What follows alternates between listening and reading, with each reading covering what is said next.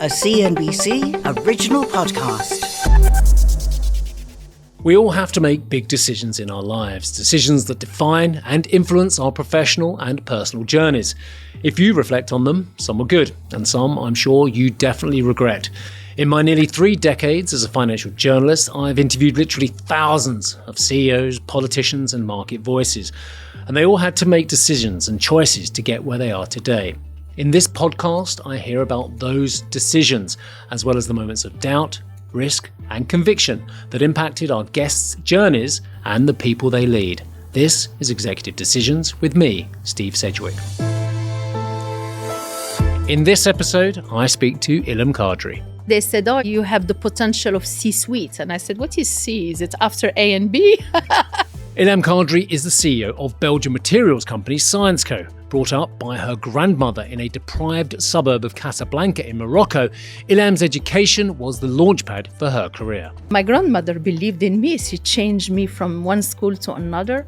Eventually, a professor in mathematics realized I was that good in analytical and connecting the dots, and he did the diagnosis, said, oh, she's dyslexic. Despite the many challenges in her path, Ilham's career has been as successful as it's been diverse, all whilst embracing the pressures and demands of being a CEO. I think I live in unbalance, life, but I enjoy the unbalance. Yeah. These are Ilham Kadri's executive decisions.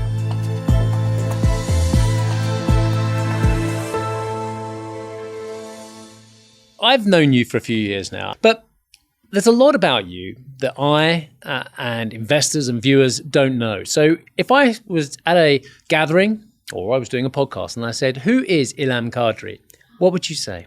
A lady who dreamed big, scary dreams when she was a kid, a humanist, passionate about sciences in general, believe in humanity. And find my path. It was not linear, but be curious about the journey rather than aiming for a destination. That's me.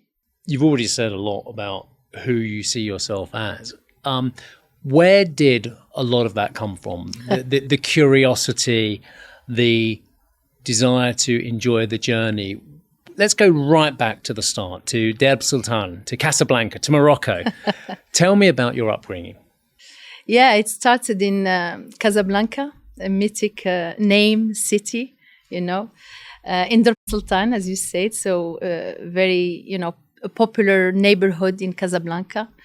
Nothing glamorous like the movie, while we were all dreaming of being, with Humphrey Bogart and raised by my grandmother. I was abandoned by my father. My mother left the country. So my grandmother raised me, and she was my first role model, an illiterate who left her life with a lot of freedom. She married a Berberian. She was Arab and denied by her own parents, who were actually wealthy, but she ended up very poor and widow at young age. And she became a cleaner. She ended her career as a cook in the kitchen of French, families. It was a French colony at that time. So she raised me. She raised me in a humble home where we lacked resources. So we didn't have safe water, potable water, electricity. Actually, electricity came before, tap water. So I lived the candle electricity, switch. But despite the fact that we were poor, actually, I didn't realize I was poor till I relocated to France for my higher education, right? I mean, I had a home full of love. Yeah. And she taught me to admire people who put their thoughts in writing. And she used to tell me a saying, which I put in my bracelet here. She was taught that she will have 2 exits in her life. The first one to her husband's home. So she had to make a good marriage. Mm-hmm. And the second one to the grave. And she had a lot of humor. She said, this is not sexy, my little girl, find your third exit. Yeah. And actually, my exit was rather door. Education, right, was my door. It sounds that you had a really, really tough start. The quite poor background that you didn't realise that you had no utilities. Your parents weren't there for you as well. Was that really, really tough? Like any kid, you want to know your parents, right? You want to live with them.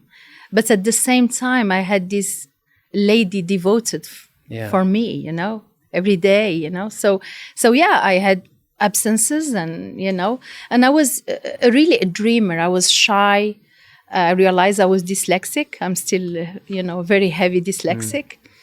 At the school at that time, at age of 8, 9, there was no diagnosis and we didn't have the money anyway to do it.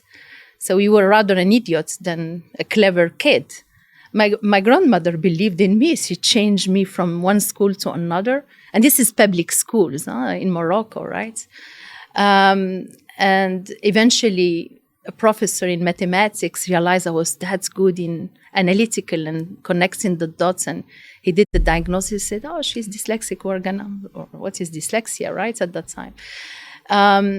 No, it was tough, but at the same time, with the force of nature, with the pillar, that's grandma, giving you the unconditional love, which now I know is part of my backbone.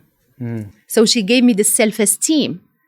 She gave me, you know, the support I needed. And in the Sultan, as you mentioned, a lot of solidarity. I mean, you enter any home, it's your home. Any lady in that street is your mother in a way. Yeah. She taught me to be respected, to have a voice, to have empathy, to have fun, by the way. We never took ourselves seriously in that Dar Sultan. So a lot of laughter. And I see those qualities in you every time I meet you as well. You and I have done some pretty dull panels as well. And we've always managed to have a bit of fun in there as well. So you've brought that with you throughout your entire career. Absolutely, absolutely. And actually, more I climbed the ladder, more I reconnected with the younger me, in a way, because I'm now bringing my whole self. Did you consciously decide to go down an academic route? You've talked about these amazing inspirational characters. First of all, your grandmother, and then a maths teacher who saw great things in you. But did you personally say, I'm really going to make something of myself? So as we were poor, we were renting books from, you know, a bookseller, right? He was renting for 10 cents, right, a book. There were books which shaped my, you know, my dreams and inspiration. One book was about Marie Curie. And here you are, a lady who was immigrant in France, a scientist, got Nobel Prize twice, her daughter got a Nobel Prize, married the man she loved, and a widow, she had an affair, and the whole world against her. And you know, my mother also taught me through her life to really seek for freedom. Freedom, financial independence, freedom to marry who you want, you know, the man you love, you know, etc. And Marie Curie, wow, I mean, what's an inspiration for me? I mean, and also... And I think this is how it started, to be honest with you. But she was so ahead of her time in so many ways. 2 different fields of science, a woman in what was a male-dominated area, and to be fair, in many ways, still male-dominated 100 years later. Absolutely, absolutely. The only woman who got twice the Nobel Prize. So that book with Virginia Woolf, another, you know, feminist writer, was probably one of my first English book. Just inspired me. And by the way, my grandmother named me Ilham, which means inspiration in Arabic. Not that she wished for me to inspire, she wished for me to be inspired by others, to start with books. So I read every single book I could find in Arabic, in French, in English, you know. How old were you when you decided to become a scientist? I think I was 13, you know, ish. Dyslexia diagnosis was about that. And then I realized, wow, I'm really good at mathematics. And they recognize that they called it a handicap, which turned to be a superpower. Because now I know why I'm behind. I loved science because what is impossible today can be possible tomorrow. What is true today can be challenged and revisited tomorrow. And I like that. Yeah. I mean, my life is not about certainty, linearity, what is possible. It's about actually the other part, right? The impossible, the no's, the unknown. And science is great, as a domain. Yeah. Actually, literature and creativity is great equally. It's a huge part of your life, isn't it? Part of your relaxation is literature. Yeah, reading. I think that's what saved me in Dursultan. Yeah. It's reading, because it was a boring life and, I have a lot of friends, etc. But in our humble one bedroom, right, where you turn the living room into your bedroom, right? That's how it went. No TV, but TV was really boring at that time anyway. Reading everything possible, right? And literature was part of my story. How did you get to university and how did you get to Strasbourg? So at age of 17, I got a typhoid fever. So almost killed me, right? So that was unsafe water, right, in Morocco. So water is important to me. But then I eventually passed my baccalaureate, the sort of IB, right? And thanks to my grades, I got 2 scholarships, a Moroccan one and a French one. Actually, I was disappointed because I had the American dream, like many, in Dursultan. We were all dreaming of going to America. Ended up in France, following my higher education. It was amazingly cold winter, I've never seen snow, right? It was very interesting in the east of France. So little by little, that was, a path to engineering. I wanted to become an engineer, did a master's degree in Canada. So all through scholarship, without public money. And that's why I'm so much, grateful for the public, support, right? I got through my career and my studies to engineering. And then I knew I wanted to do a Ph.D. because of science. At that time, I didn't know if I would stay as a researcher, go to teach or not, right? I made it to the end. You are at heart a scientist who happens to be a CEO, aren't you, rather than a CEO who studied science? Yeah, it's very rare, right? But listen, I just followed my passion. I was not thinking of becoming a CEO at all. I never dreamed of being a CEO, by the way. So for me, each step was already a victory, right? Yeah. Getting to France, leaving Morocco was a tough decision because I left my grandmother behind me. Coming to France and finding a new ecosystem, which was also equally tough, right? But rewarding because it was learning, and I love learning. I'm a learner. Life is full of tough decisions. That was your toughest early decision, though, leaving this amazing person behind. Yeah, I mean, I was excited. Yeah. To move on to France, right? I mean, this is, imagine, Dursultan and university and, and even a room, which was much more than what I had in Morocco.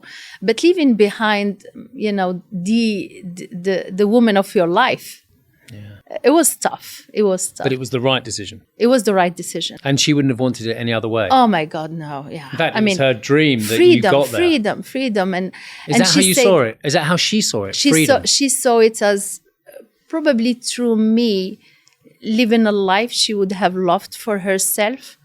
And I remember when she left me in the airport, she said, "Remember, inspiration, Ilham," and she said, "Live every day like it's your last day.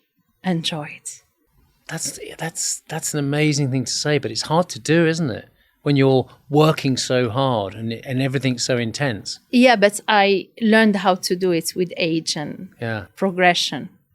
I enjoy it every day now. Do you? Yeah. And that's actually, let's go into that. So you find the right balance every day, do you? No, I mean, it will not be true to say balance. I think I live in unbalance, life. But I enjoy the unbalance. Yeah.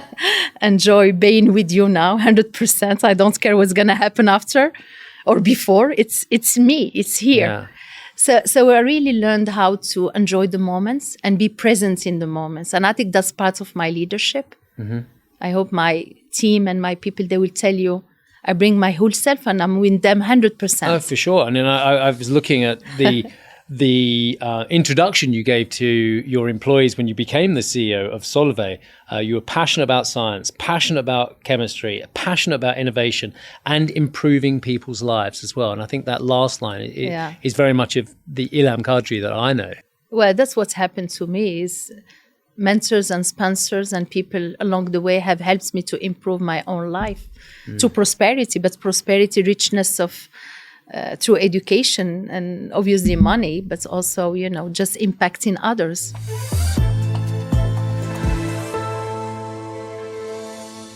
I think you were an intern at Solvay very, very early on, weren't you? So Unbelievable. Very circular. Yeah, I arrived in France, as I told you, and I wanted to pass my driving license. I have no money, so I said I'm gonna do an intern.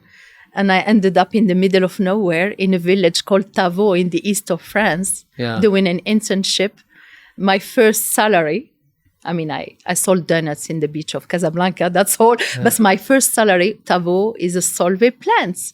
And I was laughing in 2019. I said, watch your intern, they can end up your CEOs. Oh, well, absolutely. Well, that's a great career progression story for anyone, isn't it? Yeah. But you've worked at Royal Dutch Shell, you've worked at LyondellBasell, you worked at UCB, Huntsman, Roman Haas, Sealed Air Corp, and Solvay ultimately as well.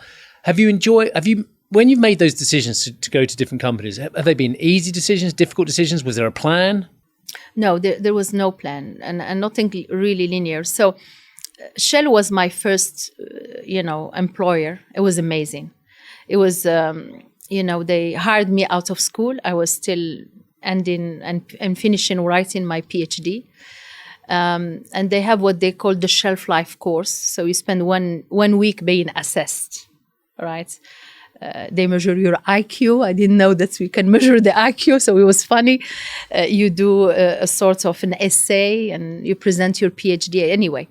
And then they said, oh, you have the potential of C-suite. And I said, what is C? Is it after A and B? They said, no. I want to be A-suite. C-suite, So they said, no. This is a really nice progression. You are going to be part of high potentials. It was amazing. You could at that time meet Mark Moody Stewart, the CEO, It was just an amazing onboarding school to the world of corporation. I started with the research. And I was lucky they gave me, technicians and people working with me. So here I am, managing a research project and managing people.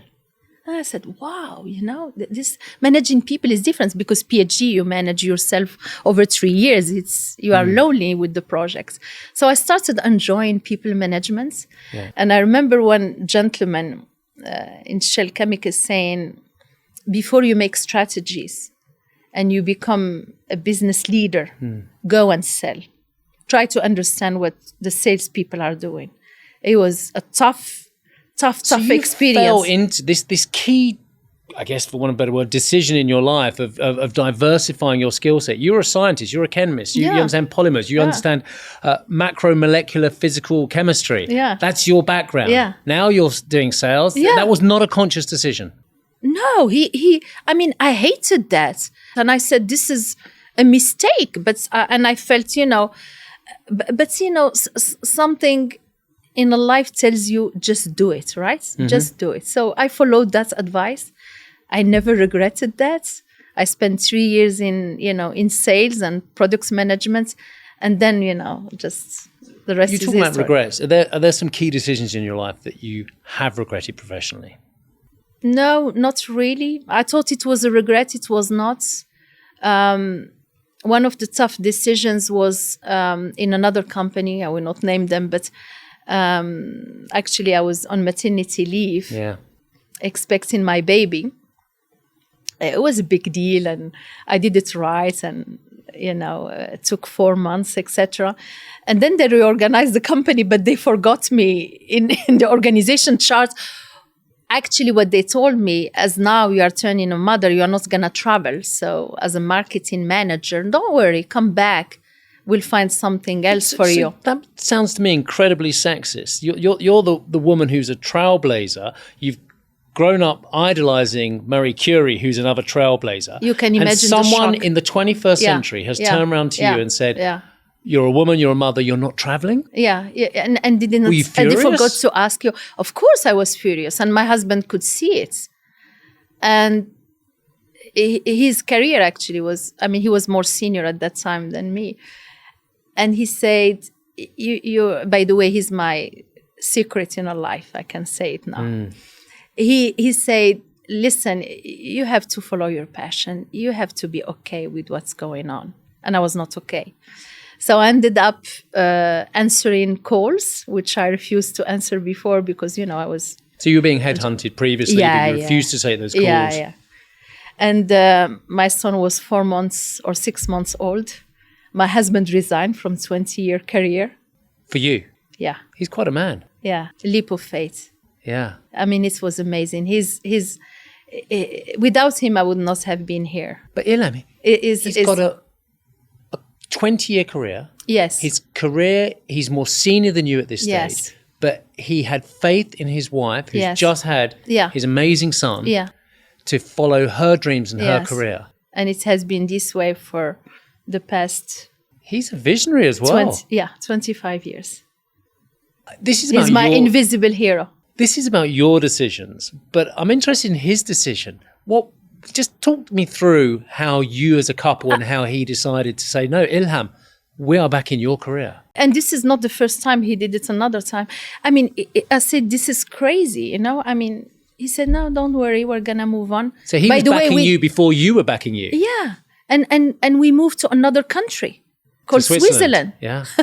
Which is, and he found a job, by the way. So here he's following me, found a job, and we have a dual career, right? So cool, But then it's very difficult to find kindergartens and childcare is very, very tough to find in Switzerland. Yeah. As well. And at one point of time, he already make one sacrifice, and I'm like, it was not working. I don't have a family. A nanny costs a lot, and even if you find one, they are not that reliable.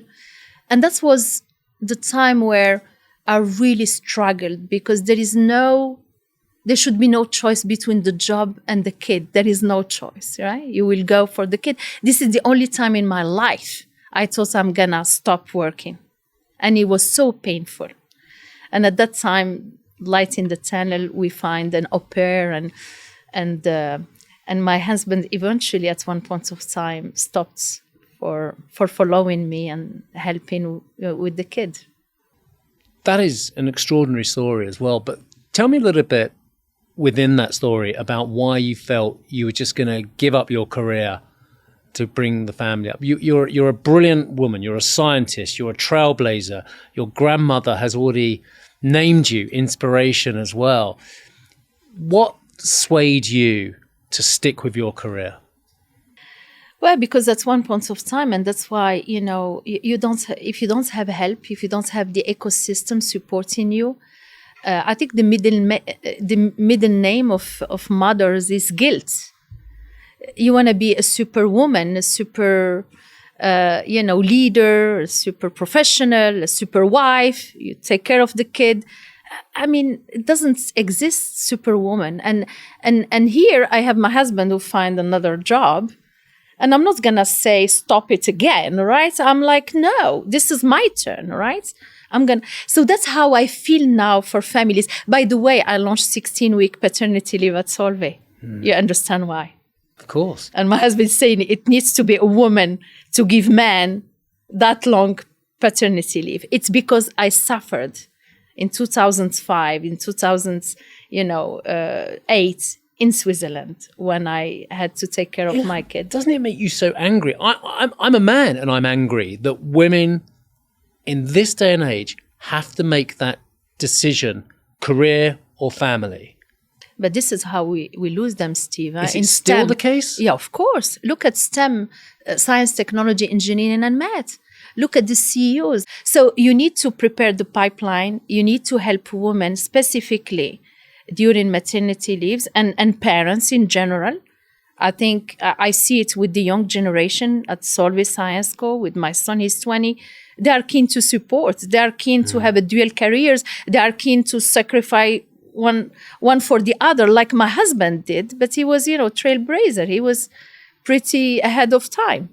I know men, without doubt, a lot of them will make the woman feel guilty, which is just outrageous. Do women make other women feel guilty? Oh, yeah, more actually. I mean, the maternity leave story, right? It was a woman. It was not a man who told me that story on the phone. Who told you your career was going to be curtailed or different? Yeah, I mean, and they'd forgotten about you because you were on maternity leave. This is a woman and a mother, right? So don't make a decision for me. Ask me the question. Never make assumption about my life. I own it. I own my life, right? And I make my decisions. So I think it's getting really better, right? In mentoring, where there are more women mentoring other women, and I think, but you can feel lonely, yeah? like the CEO job. I think motherhood can be very lonely when you are active and if you don't have the right support around you. You've mentioned lonely 2 or 3 times now, and you mentioned it to me when we were off camera. Is being the CEO a lonely position? Yes, it is. I mean, do you talk to other CEOs about this? Oh, yeah. I mean, I'm a mentor. I'm mentoring CEOs. You're mentoring... Yeah, I'm mentoring the gentleman CEOs. who's taken over from you at Syensqo. Yeah, but also other CEOs and people who will not get the job or should not take the job, right? So I'm professional mentor. Loneliness happened because at one point of time you have tough decision to make, because you have when you get in the top of the pyramid, there is another one on your shoulder, which is completely inverted pyramids. It's called the board, it's called the media, it's called activism. It's a lot of stress. Is it only CEOs who can understand the stress and the loneliness of being a CEO? Yeah, because when you get into the job, there is no really preparation for it, right? We're getting better to prepare CEOs, to mentor them. And it's tough out there. Competition is tough. The quarterly discussion, being in front of Steve, say, why your share price is doing this? Why your EBITDA is at the bottom? It's part of the game, right? It's part of it. But you have to build that double skin. You have to understand it's not personal, yet it's impacting people around you. I generally like a lot of the CEOs, and you and I have always got on really well. I find it quite tough when I interview on the quarterly numbers. I already know the analysts don't like it, your shares are called down. And I've got to say to you, Ilham, why is everyone so disappointed with your numbers? And you've put your life, and you are the person at the top. And you challenged me. I remember, Steve, one day on restructuring. I apologize. No, don't apologize. I think you did right. But it was hurting because not you hurt me, but I know that restructuring, it's impacting lives. Is that one of the toughest decisions, restructuring and cutting people? Absolutely. 2008 or 2009 were miserable years in my career. I shut down plants at Roman Haas, right? And we had to do it. So I decided to resign, to quit the company. I was the only income of the family at that time. Again, my husband was by my side. And, I remember myself putting my resignation, explaining why, leaving, feeling freedom but responsibility with the kid and the family. And yet a phone call came in very quickly. What's about going to the Middle East? I said, come on. Middle East, there is a project going on in the Kingdom of Saudi Arabia, Sadara. At that time was not known. So I ended up in the Middle East, becoming a water lady. You remember water, which was precious in my... Yeah. So I built desalination plants and grey water filtration plants.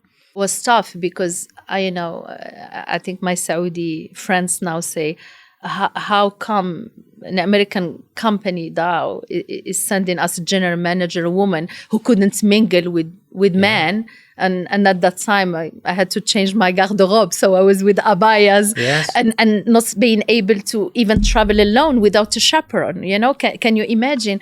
And I did that. No, I can't imagine. Sorry. Ilham, I can't imagine how strange that must be for a successful North African, European top businesswoman to do that. Yeah. And my friends were saying, it's crazy. What are you doing there?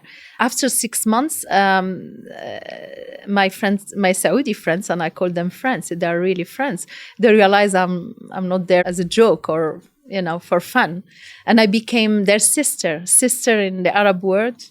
You get into the right seat and you become a competitive advantage. And since then, you know, we have a relationship forever. So that was great. And working on the water, I mean, my nickname in the kingdom is the Water Lady.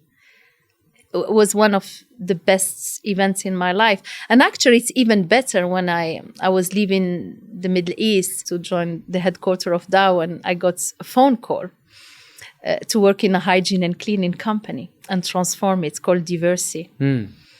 And that was amazing because the people who called me didn't know that my grandmother was a cleaner. And I remember my husband was laughing. He said, "You forgot to ask for your compensation." I didn't. I just said, yes, I'm going to do it. Because of that connection? Yeah, I knew I will be okay. Don't worry. We've got to the stage where you've had an amazing career. You've done some extraordinary things. You're at Diversy as well.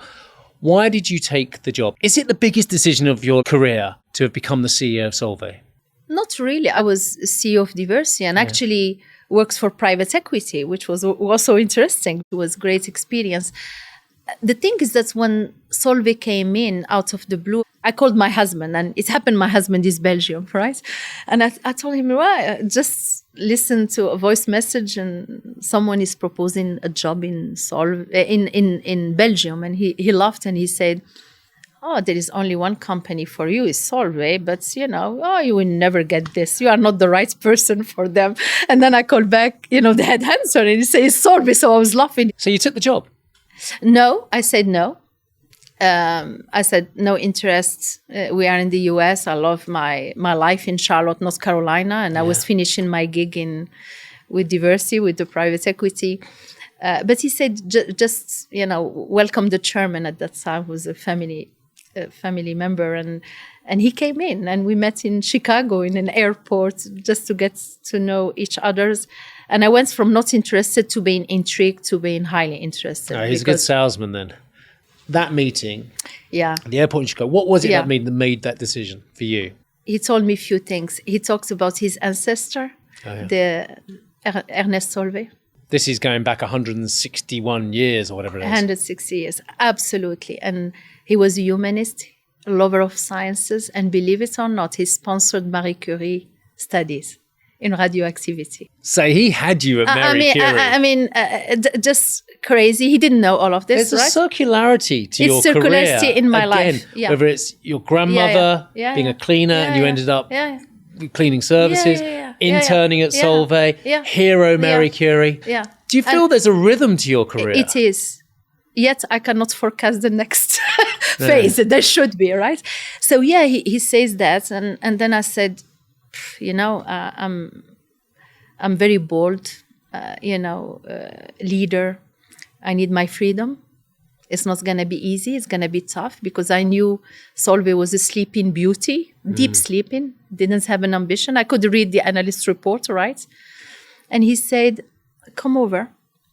There may be, and I remember the word, tissue rejections between the company, the corporation, and you, both sides, because we don't know. It may not work, but we need you to unleash the potential of the company. I'm confused, Ilham. You've had this meeting, you don't want the job, and by the end of it, you do want the job. But during the interview, he said to you, this may not work, by the way. We're not sure about the culture of you and the company. That's incredibly blunt for a job offer. Yeah, but he was sincere, and he understood that he would not have been sincere with me. I would not take the job. Yeah. But, you know, I like to take risks, right? And at that time... Why do you like to take risks? Because I like to be in my uncomfort zone. This is where I'm at my best. What are your key strengths when you make a decision? You're curious, you're passionate, you like to be in an uncomfortable place sometimes. Tell me about your kind of key superpowers as a CEO. I can connect the dots, right? Yeah. So having a vision called strategy when you are in business, I build a structure around that. So I circle myself with really good people who can succeed to me. Look at Solvay, my successor, and Syensqo, my successor. So I'm proud that they are from inside the company, not like me coming from the outside. And after you got the structure right, it's about the culture. So it's strategy, structure, and culture. And culture is about how it feels in the company. Are people laughing? Are we innovators who dare to fail, but fail quickly and celebrate the failures? So that's the culture, right? That's how... Failure is important. We all fail. Oh yeah. What's your biggest failure? What is the decision that you've made the biggest mistake on? In the sales job in Paris, I failed in getting a multi-year contract with Renault Nissan. Twice. Congratulations. The same business. I look at your career, there's been so many highlights and big decisions. You've joined Solvay. You're the CEO. You know it's going to be a tough job. You know it's going to be lonely. You've already been warned that the culture might not work. But you also knew it was a sleeping beauty, a deep sleeping beauty, your words. To decide to split the company was an enormous decision. Did it weigh heavily on you? Oh, yeah. I mean, you don't wake up a morning and you decide I'm going to, split a company like Solvay, 160-year-old company. People thought, oh, she came to do that. No, not at all. And I had no conviction. And that scenario, little by little, with the board of directors, with the management team, won the race. And then we realized we can have two companies with strong balance sheets, right? And, we listed them and the rest is history now. It's never just one person's decision, but it's one person ultimately who has to answer to me, to CNBC, to the analysts, to the investors, to everybody, to the employees. Yeah. You mentioned the managers, you mentioned the board, but ultimately you are the face of the split. Absolutely. And like it or not? Does that give you adrenaline? Is it fun or is it tough? No, it's fun. No, now it's fun. And come on, I look back at the two babies. I feel like a mother who delivered two. It's not a one-woman show. A team has to be with you. The board has to be with you because it's tough. It's a lot of hard work. How do you cope with loneliness? Being resourceful, really. Finding resources and people around me to talk to.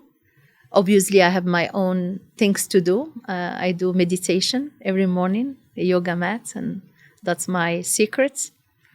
Reading, writing as a therapy. So I've been writing a book in my last 7 years as a CEO, which I'm finishing. So it's almost symbolic. At the same time, I'm stepping down. That is a huge decision to step down at the peak of your career.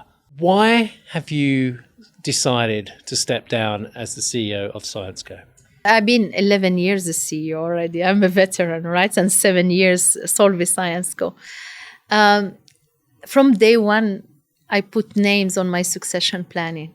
It has been this way for the past 11 years. From day one? From day one. From day one, let's say 90 days, you get to know your high potentials. After you assess them, and I've used of assessments like private equity did it for me, and then you put people in succession planning, and then you start preparing them through development plan, etc. And then I think in a life you need to have the courage to lead and transform, and you need to have the wisdom to leave when your successor is ready, and that's a great legacy as well. Your successor may be ready, but why are you ready? I'm ready because, I'm sad to leave my team. September 17, I was in the headquarters announcing it and people were crying and I was crying. And, obviously it's not easy, right, to do things like this. But listen, it's the right decision it's not by the way, my decision is the decision of the board and I.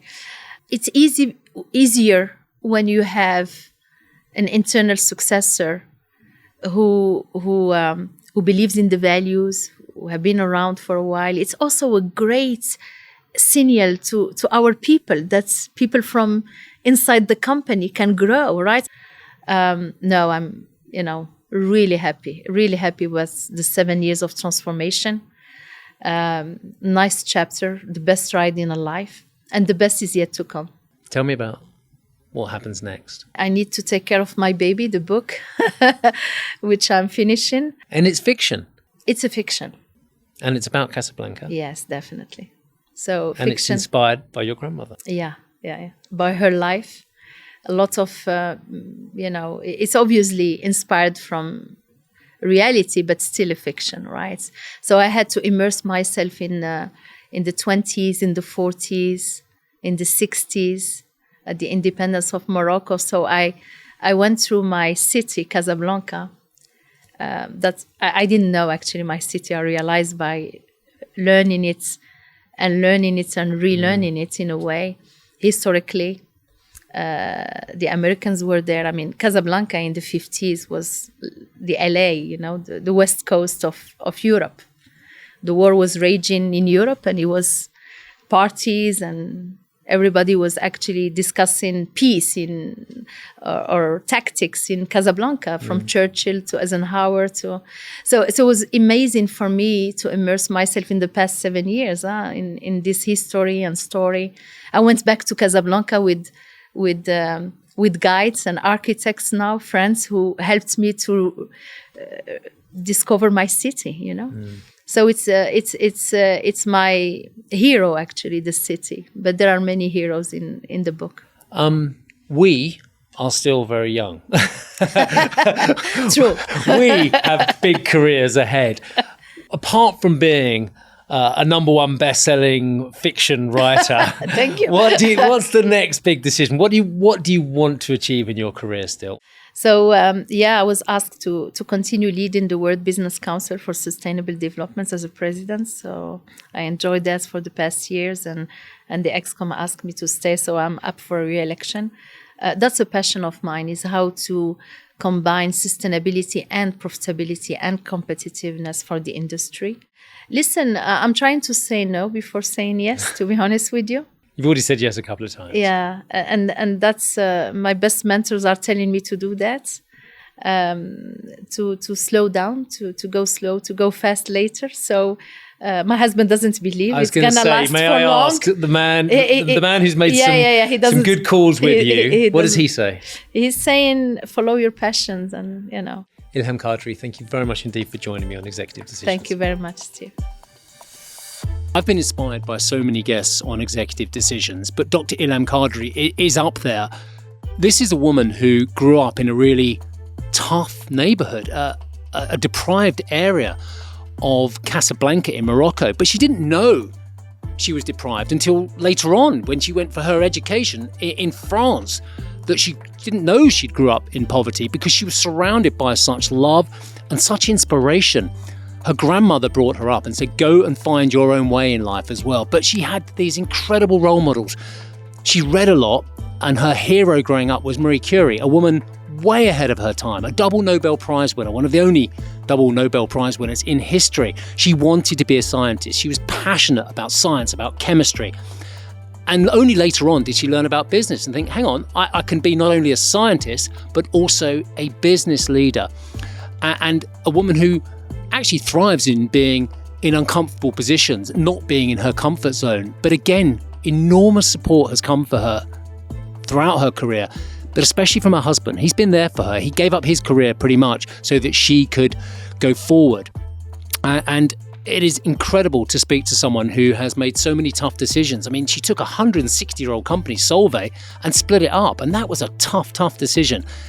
It's been a real honour speaking to Dr. Ilham Kadri about her journey. Thank you for joining me on Executive Decisions. I'd love to hear your feedback. Please drop your thoughts in the comments or a review. And please hit that follow or subscribe button. You won't want to miss the next episode of the podcast, which is dropping on Tuesday, where I speak to Chairman of Heidelberg Materials, Dominic von Acton. If I'm honest, I absolutely love decision making. But I tell you, when I was 20, that was not necessarily the case. So you can learn this. I'm looking forward to it. We'll see you then.